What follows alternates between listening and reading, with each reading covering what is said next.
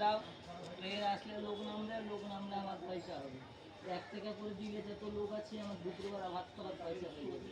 Chop কিনতে গেলাম তো 120 টাকা নিয়ে নিল আমার কাছে, পয়সা ছিল তো 200 টাকা, 120 টাকা নিল।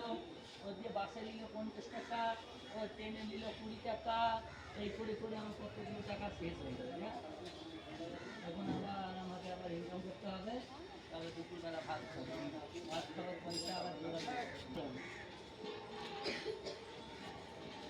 দুপুরবেলা ভাত খাবো বলে পয়সা জোগাড় করতে হবে। আবার যাওয়ার সময় আমার 70 টাকা লিখবে গাড়ি ভাড়া, তারপরে 70 টাকা গাড়ি ভাড়া দেবো, তারপরে আমি 50 টাকা। কি জ্বালায় পড়লাম রে ভাই।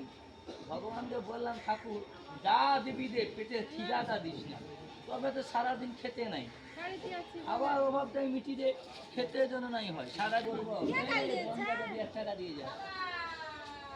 क्या बोलছে क्या देन तो फोन टा गाल দিছে কি দেন তো তাইলে যে বলছেন গাল দিয়েছে, আমরা কোন জায়গাটা আছে না ওকে কখন গাল দিল? সাথে তো কাল থেকে ফোনে কথা বলিনি, কান্দা মামলা জুটলে হবে। যেখানে অশান্তি আছে